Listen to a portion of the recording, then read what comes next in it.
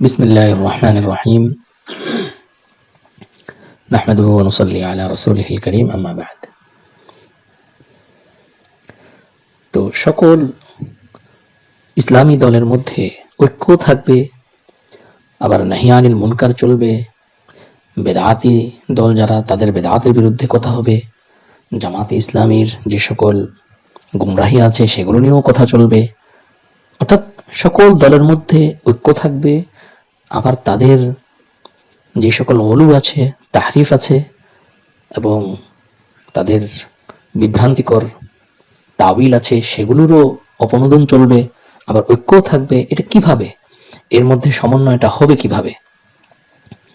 এর সহজ উত্তর আমরা দিচ্ছি এটা যে একটি শীর্ষ নেতৃত্বের তত্ত্বাবধানে তাকসিমে কারের মাধ্যমে এই সুন্দর সুশৃঙ্খল ব্যবস্থাপনাটা করা সম্ভব হবে বলে আশা করছি।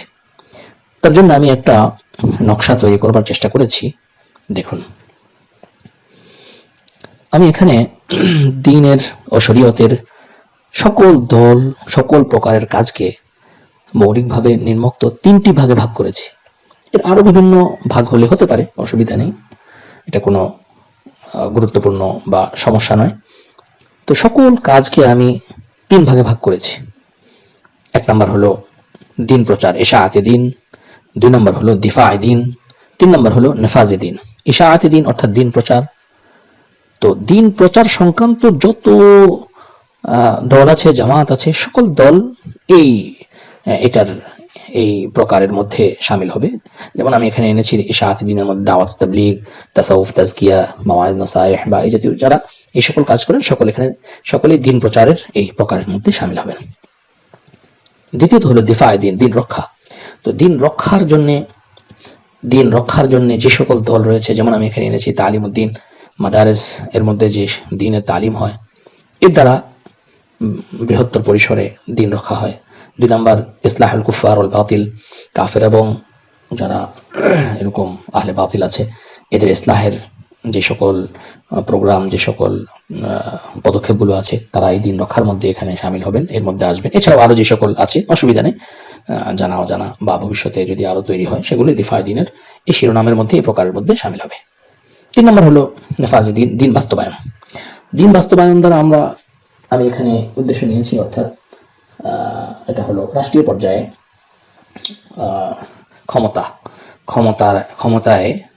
ক্ষমতার মাধ্যমে ইসলামী শরিয়া কায়েমের মাধ্যমে দিন বাস্তবায়নটা, এটা বোঝানো হচ্ছে এখানে। তো এর মধ্যে আমি দেখেন ইসলামী সিয়াসি জামাত, ওই সকল দল যেগুলো সিয়াসত করে, রাজনীতি করে, এবং ইসলামী দল, এরা আসবে সকলে এর মধ্যে, এই প্রকারের মধ্যে শামিল হবে। দ্বিতীয়ত ইসলামী গায়রে সিয়াসি জামাত। জামাত ঠিক আছে, এটা কোনো সিয়াসি জামাত নয়, বরং এটা ইসলামী জামাত, যেমন হেফাজতে ইসলাম সহ ইত্যাদি ইত্যাদি আরো যারা আছে, এটা এর মধ্যে শামিল হবে। তিন নম্বর হলো জুমহুরি জামাত, গণতান্ত্রিক যে জামাতগুলো আছে, যে দলগুলো আছে, এগুলো এর মধ্যে শামিল হবে। অর্থাৎ এরা তো মুসলমান, এরা তো কাফের হয়ে যায়নি। তো এরা মুসলমান যেহেতু, এই জন্য এদের সকলকে আমরা একটা সুশৃঙ্খল তাকসিম করে দিচ্ছি, সুশৃঙ্খল ভাবে এটাকে আমরা কাজগুলো গুছিয়ে নিচ্ছি। তো এখানে তাহলে তিনটা প্রকার হলো ইশাআতে দিন, দিফায়ে দিন, নেফাজে দিন। যত রকমের খেদমত আছে সবগুলোকে আমরা এই তিন ভাগের মধ্যে অন্তর্ভুক্ত করবার চেষ্টা করেছি। তো এই যে তিনটা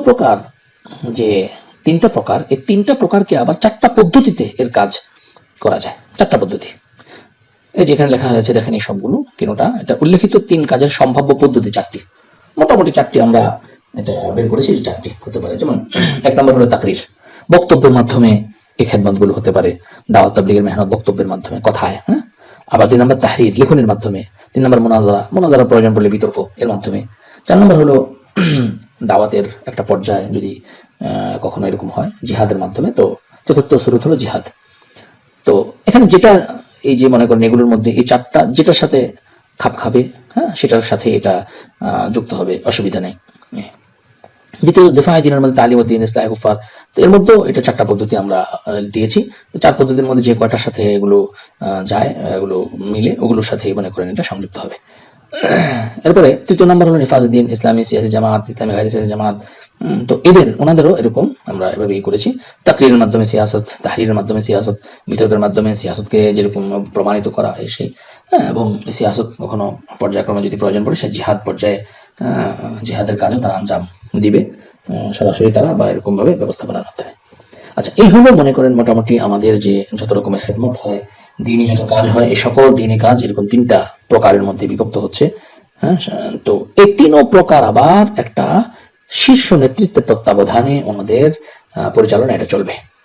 এই শীর্ষ নেতৃত্বকে আমি বুঝাতে আমি দারুল খেলাফতের জন্য যে খলিফা নিযুক্ত করেন যারা আহলুল হাল্লি ওয়াল আকদ, এই শব্দকে আমি এখানে নির্বাচন করেছি। এটা আপত্তি নেই, এটা যদি এটা ব্যতি রেখে এটার পরিবর্তে অন্য কোনো কিছু হতে পারে, আহলুল ইখতিয়ার হতে পারে, আবার আহলুল শুরা হতে পারে, যে কোনটা হতে পারে, এটা কোনো সমস্যা নেই। শীর্ষ নেতৃত্ব বোঝানোর জন্য আমি এটা এভাবে এনেছি। এই শীর্ষ নেতৃত্বের তত্ত্বাবধানে এই এখানে একবারে ইন্তজামের সাথে সুশৃঙ্খলভাবে এই সবগুলো সব রকমের এরকম দিনই কাজ এগুলো সুসংহতভাবে এগুলো পরিচালিত হবে। তো পরিচালিত হলে কেমন, যেমন একটা উদাহরণ দিই, যেমন মনে করেন, তো এর দ্বারা ওই যে উপরের যে ইস্কালটা এসেছিল যে সকল ইসলামের নামে দল, তাদের মধ্যে একতা, এগুলো মূলত ঐক্যের জন্য, একতার জন্য মূলত এর একটা ইন্তজাম করা হয়েছে, এই নকশাটা আঁকা হয়েছে সকলের মধ্যে ঐক্য। তো এখন মনে করেন কথার কথা, ইসলামী জামাতের মধ্যে এখানে বেদাতি কোন দল আছে, এখানে ধরুন জামাত ইসলামী আছে, ওনাদের বিভিন্ন বিষয় নিয়ে আমাদের আপত্তি আছে। তো এই আপত্তিগুলোর এগুলো নিয়ে আলোচনা করবে কারা? হ্যাঁ, এটা হলো বোঝার বিষয়। এই আপত্তিগুলো আরেকটা ইসলামী দল খেলাফত মজলিস, বাংলাদেশ খেলাফত মজলিসের ওনারা ওনাদের বিষয়ে কথা বলার প্রয়োজন নেই। এটা করে তাদের মধ্যকার, এরা তো সিয়াসি জামাত, এরা সিয়াসত করে, রাজনীতি করে, ওনাদের কাজ তো আর দিফা না, ওনাদের কাজ দিন প্রচার। এর মধ্যে ওনারা যদি কেউ এখানে আসেন দিন প্রচারের মধ্যে হতে পারে। তো দিফা যেটা, এটা যেহেতু ঐক্যের ক্ষেত্রে এটা মুশকিল হয়ে যেতে পারে, এই জন্য প্রত্যেকেই নিজের ব্যক্তিগত যেই কাজের ক্ষেত্র আছে সেটাকে তিনি প্রমোট করার চেষ্টা করবেন, সেটাকে নিয়ে তিনি কাজ করবার চেষ্টা করবেন। তো এখানে একটা রাজনৈতিক দল অপর দলের এই বিষয়ে ওনারা কথা না বলা, সাধারণভাবে কথা না বলা। তাহলে কে বলবে? কথা বলবে দিফায়ে দ্বীনের দায়িত্বে যারা আছেন, দিফায়ে দ্বীনের দায়িত্বে ওনারা ইয়ানফুন আনহু তাহরিফ আল গালিন ওয়া ইন্তিহাল আল মুবতিলিন, ওয়া তা'ওয়িল আল জাহিলিন ইত্যাদি ইত্যাদি। ওনারা এই কাজগুলো করবেন, ওনারা এই সকল কাজ করবেন এবং এগুলো সবকিছু এগুলোর ইন্তজাম করবেন। কে করবে, কে কি বলবে, আমাদের সকলের দিফায়ের পদ্ধতি তো একরকম না। অনেকে দেখা যায় যে ইসলাহ করতে গিয়ে উল্টো আরো গুমরাহ করে দেন, ঠিক আছে না? কথা বলার আন্দাজ এবং কথা বলার যে আদাব, শালীনতা বা যে দরদ, এই দরদের অভাব, তো দেখা যায় যে অনেকেই দিফা পছন্দ করেন, এরকম অন্যকে নকদ করা পছন্দ করেন, কারণ উনি ব্যক্তিগতভাবে, ব্যক্তি জীবনেই স্বভাবগতভাবে উনি রাগী মেজাজের, স্বাধীন চেতা মেজাজের, কাউকে বরদাস্ত করতে পারেন না, এই জাতীয়, বা একটু, অর্থাৎ ব্যক্তি জীবন দেখা যাচ্ছে সামাজিক জীবনের মধ্যে এটা প্রভাবিত হচ্ছে, সেখানে এটা প্রকাশ পাচ্ছে। তো এই জন্যে দিফায়ে দ্বীনের দায়িত্বে কে থাকবেন, কারা করবেন, এগুলো সব এভরিথিং যতটা সম্ভব কৌশলের সাথে, হিকমত আমলের সাথে এগুলো আহলুল হাল্লি ওয়াল আকদ ওনারাই এগুলো সব নিয়ন্ত্রণের চেষ্টা করবেন। তো আহলুল হাল্লি ওয়াল আকদকে ওনাদেরকে নির্ধারণ করবে কারা? ওনারাই করবেন যে আমরা আপনাদের দ্বারা পরিচালিত হব। মাদ্রাসার মধ্যে ছাত্র, স্কুলের মধ্যে ছাত্র, তারা যে আসে, এটার একটু চিন্তা করি আমরা। ছাত্রকে বাবা মা দিয়ে যাচ্ছেন, বা তারা আসছে যে আপনি স্যার, আপনি হুজুর, আপনি আমাকে ইসলাহ করে দেন, আপনি আমাকে মানুষ বানিয়ে দেন, আমি আমাকে আপনার কাছে সুপর্দ করলাম, যদি শাসন করতে হয় করেন। এই যে, তো এটা ওনারাও নিজেদের প্রয়োজনে, নিজেদের রক্ষার্থে ওনাদেরকে নির্বাচন করবেন। খলিফাদেরকে তো জনগণই তো, যেহেতু ওনারা এই সিস্টেমের উপর রাজি, এই জন্যই আহলুল হাল্লি ওয়াল আকদ ওনারা ক্ষমতা পাচ্ছেন, আন্দোলনের শিকার হচ্ছেন না, তো ওনারা আবার খলিফা নিযুক্ত করছেন। অর্থাৎ ভালো সালাহ, এরকম দিন আমরা চাই, এই চাওয়াটার ভিত্তিতেই তো এই ওনারা নির্বাচিত হবেন। এবং পুরোপুরি তো সব, এরা যদি চাইলে তো একবারে দিন প্রতিষ্ঠা হয়ে যেতে পারে না। এটা অনেক সময় রোকাওয়াট থাকতে পারে, কোনো রোকাওয়াট থাকতে পারে। যদি কোনো রোকাওয়াট না থাকে, প্রতিবন্ধক না থাকে, তো সরাসরি আল্লাহর মেহেরবানিতে একেবারে ইসলামী শাসন ব্যবস্থা হয়ে গেল, অথবা পর্যায়ক্রমে যেখানে সহজ সেখানে যতটুকু সম্ভব ততটুকু হলো, এইভাবে পর্যায়ক্রমে চলতে থাকা। তো এই হলো মোটামুটি একটা ইন্তজাম এখানে করা হয়েছে। আচ্ছা, এখন যে কেউ প্রশ্ন করতে পারেন যে এই যে এই পরিকল্পনাটি বাস্তবায়ন হলে কি ফায়দা হবে, আমাদের কি সুবিধা হবে? আমি কিছু সুবিধা, কিছু ফায়দার কথা আমি এখানে উপস্থাপন করছি। তো যেমন আমার এখানে অধ্যয়ন হিসেবে যতটুকু আমি আমার চিন্তা মতো, ফিকির মতো মোতালা করার মাধ্যমে যা আমি পেয়েছি তা উপস্থাপন করছি। এর মধ্যে 1 নম্বর হলো যে সকল মনীষী ও আলেমগণ উম্মার মাঝে ঐক্য প্রতিষ্ঠা করে পর্যায়ক্রমে রাষ্ট্রের সকল পর্যায়ে ইসলামী হুকুমত কায়েম করার স্বপ্ন দেখে গেছেন, বা যারা বর্তমানে দেখছেন তাদের এই স্বপ্নের যৌক্তিকতা প্রমাণিত হবে। এবং সেই সাথে যারা এই জাতীয় ঐক্য প্রতিষ্ঠার প্রশ্নে বিভিন্ন আকীদাগত বা পদ্ধতিগত সমস্যাকে বাধা মনে করছেন, তারা এতে একটি সমাধান এবং টেকসই মীমাংসা পাবেন ইনশাআল্লাহ। 2, মুসলিম দেশগুলোতে ইসলামের নামে মতাদর্শ ও কর্মপন্থার বিভিন্নতায় প্রচুর দল রয়েছে। কথায় বা কাজে কর্মে অনেক দল বোঝাতে চায় আমরা ইসলামের যে খেদমত করছি, যে পদ্ধতিতে করছি, এর দ্বারা ইসলামের অন্যান্য সকল খেদমত হয়ে যাচ্ছে, অথবা আমাদের দল এবং আমাদের কর্মপন্থাই একমাত্র সঠিক। অর্থাৎ এই দলগুলোর মধ্যে যে অনৈক্য প্রতিষ্ঠা যে হয়, এক দল আরেক দলের বিরুদ্ধে যে এরকম হিংসাত্মক বা ধ্বংসাত্মক যে আচার আচরণ যে প্রকাশ পায়, অথচ তাদের লক্ষ্য এক, তারপরে এগুলো হচ্ছে।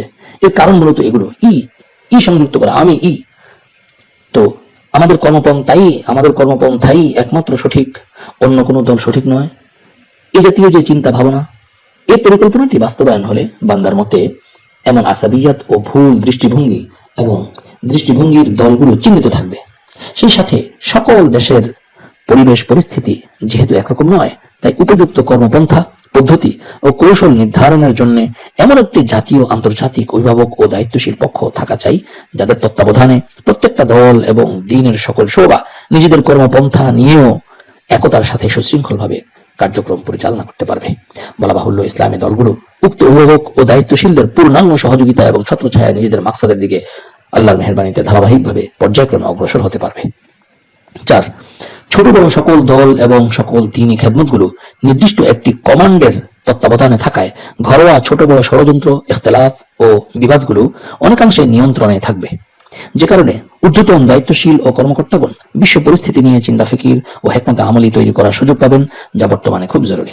5, খেলাফত রাষ্ট্র প্রতিষ্ঠার প্রস্তুতি থেকে শুরু করে দারুল খেলাফতের সুবিধাগুলো গ্রহণ করার জন্য ফিকির করা যাবে। আর যে যে ক্ষেত্রগুলোতে পরিবর্তন অসম্ভব হবে, ওজোরের কারণে সেই সকল ক্ষেত্রগুলোর জন্য সংশ্লিষ্ট দেশের চলমান সংবিধান ও রাষ্ট্র ব্যবস্থার বৈধ পন্থাগুলো ব্যবহার করে পর্যায়ক্রমে ইসলামী শরিয়া বাস্তবায়নের জন্য চেষ্টা ও কৌশল অব্যাহত রাখা যাবে। 6, উল্লিখিত পরিকল্পনাটি বাস্তবায়ন হলে বান্দার মতে খেলাফত রাষ্ট্রের বিভিন্ন পরিভাষা কার্যক্রমের সাথে মানুষ অভ্যস্ত হতে থাকবে। ভুল ত্রুটিগুলো ইসলাহ করা যাবে, ফিতনা ও দুশমনের ষড়যন্ত্রগুলো চিহ্নিত করা যাবে। আর কোথাও যদি প্রতিবন্ধকতা না থাকে বা তুলনামূলক কম থাকে, সেখানে সরাসরি ইসলামী হুকুমত প্রতিষ্ঠায় নজর দেওয়া যাবে ইনশাআল্লাহ। 7, গণতান্ত্রিক নির্বাচনে অংশগ্রহণ করে যেমন লক্ষ্যে পৌঁছার জন্য চেষ্টা চালানো যাবে, তদ্রূপ গণতান্ত্রিক সিস্টেম থেকে বাহিরে থেকেও চেষ্টা অব্যাহত রাখা যাবে। অর্থাৎ সম্ভাব্য সকল ময়দান থেকে সুশৃঙ্খলভাবে পরিকল্পিতভাবে অগ্রসর হওয়া যাবে ইনশাআল্লাহ। আরেকটি গুরুত্বপূর্ণ ফায়দা হবে, সেটা হলো কোন দল ক্ষমতায় থাকা অবস্থাতে ইসলামী দলগুলোর মধ্য থেকে কোনোটা ক্ষমতায় যদি থাকে, তাহলে যেমন তারা তাদের নির্দিষ্ট লক্ষ্যে কাজের ক্ষেত্রে সক্রিয় থাকবে, ঠিক তদ্রূপভাবে বিরোধী দলে থাকলেও তাদের কোনো সমস্যা হবে না। সরকার দলীয় ক্ষমতায় থাকা, বিরোধী দলে থাকা, এই কথাগুলো তো আসলে গণতন্ত্রের পরিভাষা। তো এটা তো বাধ্যবাধকতার কারণে এই সিস্টেমগুলো আমাদেরকে হজম করতে হচ্ছে। যদিও একথা স্পষ্ট যে ইসলামী শরীয়তে বা খেলাফত রাষ্ট্রে বা অন্তত ইসলামী রাষ্ট্র ব্যবস্থায় কোনো বিরোধী দল বলতে কোনো কিছু আসলে পাওয়া যায় না। তো আসলে সবকিছু যেহেতু বিপদে পড়ে বর্তমান সিস্টেমের মধ্যে আমরা আটকে গেছি, এই জন্য মূলত এই সিস্টেমগুলো ফলো করতে হচ্ছে। সর্বশেষ এখন কেউ প্রশ্ন করতে পারে যে এমন তাকসিমের নজরিয়া বা নতুন এই ধরনের একটা চিন্তা, এটা আপনি কোত্থেকে পেলেন? এর উত্তর হলো মুফতি শফি সাহেব রহমতুল্লাহ আলাইহির লেখনী থেকে। যদিও আমি যেভাবে এখানে সাজিয়েছি বা তাকসিম করেছি এভাবে তিনি বলেননি, তো বাকি আমি এই আন্দাজটা আমি হযরত রহমতুল্লাহ আলাইহির লেখনী থেকে আমি পেয়েছি। তো এবং আরো কিছু এরকম হযরত মাওলানা মুফতি ইলিয়াস গুম্মান হাফিজাহুল্লাহ, ওনার চিন্তা এবং ওনার একটি প্রবন্ধ থেকে আমি সেটা নিয়েছি, যদিও তিনি সেটা ভিন্ন আন্দাজে লিখেছেন। তো আমি আমার মতো করে এখানে সেটাকে উপস্থাপন করেছি। এখন মুফতি শফি সাহেব রহমতুল্লাহ আলাইহি কি বলেছেন? মুফতি শফি সাহেব রহমতুল্লাহ আলাইহি ওয়াহদাতে উম্মাত ওনার একটা রিসালা আছে, এটা জাওয়াহিরুল ফিকহের মধ্যে আছে। এটা ওখানে উনি লিখেছেন দেখুन তিনি লিখেছেন हमारी दीनी जमातें जो तालीम दीन या इरशाद व तलकीन या दावत व तबलीग और इस्लाह माशरा के लिए कायम हैं और अपनी अपनी जगह मुफीद खिदमत भी अंजाम दे रही हैं, उनमें बहुत से उलमा और सुलहा और मुखलिसीन काम कर रहे हैं। अगर यही मुत्तहिद होकर तकसीम कार के जरिया दीन में पैदा होने वाले तमाम रुखनों के इंसदाद की फिक्र और इम्कान हद तक देखो ख्याल करो, इम्कान हद तक बाहम ताउन करने लगे और इकामत दीन के मुश्तरक मकसद की खातिर हर जमात दूसरी को अपना दस्तबाजू समझे और दूसरों के काम की ऐसी ही कदर करे जैसी अपने काम की करते हैं, तो ये मुख्तलिफ जमातें अपने अपने निज़ाम में अलग रहते हुए भी इस्लाम की एक अजीम शान ताकत बन सकती हैं और एक अमल के जरिए अक्सर दीनी ज़रूरतों को पूरा कर सकती हैं। এই হলো আমার কাজের মূল একটি মাসদার। তো সুতরাং উল্লেখিত তাকসিমে কারের মাধ্যমে আহলুল হাল ওয়াল আকদ বা যেটাই বলি আহলুল ইখতিয়ার বা আহলে শুরা, তাদের নেতৃত্বে যখন বাংলাদেশ ঐক্যবদ্ধ হবে, ধরুন আমাদের দেশ যখন ঐক্যবদ্ধ হবে এবং অন্যান্য মুসলিম দেশগুলো ঐক্যবদ্ধ হবে, আমাদের দেশ এভাবে ঐক্যবদ্ধ হলো এই সিস্টেমে কিভাবে সেটা আমি সাজিয়েছি, নকশাটা আমি দেখাচ্ছি। আমাদের দেশ পুরাটা দেশ সকল দিনের সকল শোভা সবকিছু এরকম এক নেতৃত্বে আহলুল হাল ওয়াল আকদের নেতৃত্বে আমরা সংঘবদ্ধ, আমরা একতাবদ্ধ, ঠিক আছে। তো বাংলাদেশের আহলুল হাল ওয়াল আকদ ঠিক এরকম ভাবে পাকিস্তানের মধ্যে এভাবে পুরা দেশের সবকিছু এরকম যদি গোছানো সম্ভব হয়, তাদের ওখানে আহলুল হাল ওয়াল আকদ, এভাবে প্রত্যেক দেশের সকল মুসলিম কান্ট্রিগুলো, মুসলিম দেশগুলো ঐক্যবদ্ধ হবে যখন, তখন অথবা আরো আগ থেকে খেলাফতের রাষ্ট্র প্রতিষ্ঠা করা সহজ হবে, যেখানে যতটুকু সম্ভব সেখানে সেভাবে শুরু করা যাবে। খেলাফত বা অন্তত ইসলামী ইমারত পরিপূর্ণভাবে প্রতিষ্ঠা সম্ভব না হলেও অন্তত একটি ঐক্যবদ্ধ শক্তি থাকবে ইনশাআল্লাহ। বর্তমানে সারা বিশ্বে মুসলমানরা কতটা নিগৃহীত, নিপীড়িত, নির্যাতিত কেউ কিছু বলতে পারছে না। অমুসলিম কাফের মুশরিক ইহুদিদের অত্যাচারে আজকে বিভিন্ন মুসলিম দেশ ধ্বংস এবং বরবাদ হয়ে যাওয়ার উপক্রম।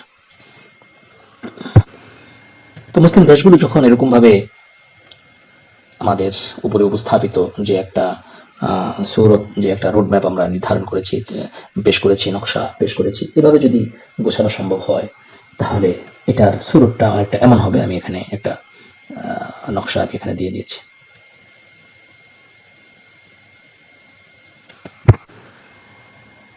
এই দেখুন এখানে এই নকশাটা আমরা এখানে শো করেছি। এই যে আহলুল হাল ওয়াল আকদ বাংলাদেশ, ধরুন আহলুল হাল ওয়াল আকদ লিল হিন্দ, আহলুল হাল ওয়াল আকদ পাকিস্তান, আহলুল হাল ওয়াল আকদ লিসৌদিয়া, আহলুল হাল ওয়াল আকদ লিকতার, আহলুল হাল ওয়াল আকদ আহলুল হাল ওয়াল আকদ লিবিয়া, আহলুল হাল ওয়াল আকদ লিইরান, আহলুল হাল ওয়াল আকদ لتركيا، أهل الحل والعقد لسوريا، أهل الحل والعقد لصوماليا، أهل الحل والعقد لمصر، أهل الحل والعقد للمغرب، أهل الحل والعقد لأوزبكستان، أهل الحل এভাবে সকল দেশ মনে করেন একটা ঐক্য। ওই যে আমরা খেলাফতের বিষয়ে বলেছিলাম, খেলাফত তো এক দৃষ্টিকোণ থেকে এটা হলো পুরো বিশ্ব মুসলিমদের একটি রাজনৈতিক কেন্দ্র, রাজনৈতিক একটা প্রতিষ্ঠান। সকলে মিলে বাস একটা নাম মনে করেন যদি আমরা চিন্তা করি, World Alliance for Humanity and Justice, আত-তাহালুফ আল-আলামি লিল-ইনসানিয়্যা ওয়াল আদালা, এগুলো হলো ব্যাপক, এগুলোর সাথে কারো কোনো দ্বিমত থাকে না এই জাতীয় কথাগুলো। এই জন্য আমরা নামগুলো এভাবে দিই, মানবতা ও ইনসাফ রক্ষার বিশ্ব জোট। এভাবে তো এরকম হলে আমার কাছে মনে হয় যে সকল সমস্যা এবং যে সকল ইখতিলাফাত, অসুবিধা মানুষ আমাদের মুসলমানদের মধ্যেই বিভিন্ন রকমের এরকম মতানৈক্য চলতে থাকে, যুদ্ধ বিগ্রহ, ধাক্কাধাক্কি এগুলো চলতে থাকে, এগুলো তুলনামূলক একটা পুরোপুরি যদিও একবারে এটা বন্ধ করা সম্ভব না হলেও একটা পর্যায়ে পৌঁছানো সম্ভব হবে বলে আশা করি। সর্বশেষ প্রশ্ন হলো, দীর্ঘ বিষয় আমরা আলোচনা করেছি, এখন প্রশ্ন হলো তাহলে বর্তমানে 10 দলীয় ঐক্য স্থাপনকারী মামুনুল হক সাহেবগণ কি ভুল করলেন, অপরাধ করলেন ওনারা? আশা করি যদি আমার উপরের উপস্থাপনের ক্ষেত্রে যদি আপনারা একমত হন তাহলে এই প্রশ্নের উত্তর আপনাদের কাছে স্পষ্টভাবে আছে। তারপর আমরা বলি উত্তর, তারা কোন মাকসাদ নিয়ে ঐক্য করেছেন এবং কিসের ভিত্তিতে ঐক্য করেছেন তা জানা সম্ভব না হলেও উল্লেখিত সুদূর প্রসারী রোডম্যাপ অনুযায়ী বলতে পারি তাদের এই ঐক্য জবরদস্ত এবং ঐতিহাসিক। তাই তো জীবনে প্রথমবার গণতন্ত্রের ত্রুটিপূর্ণ সিস্টেম সত্ত্বেও ভোটে অংশগ্রহণের সিদ্ধান্ত নিয়েছে। আল্লাহ তাআলা আমার সকল ভুল ভ্রান্তি মাফ করে দেন এবং the road to unity of the nation and to the খিলাফা, উম্মার ঐক্য থেকে খিলাফত একটি রোডম্যাপ, কাজটি কবুল করেন এবং চূড়ান্ত পর্যায়ে পৌঁছানোর তৌফিক দান করেন।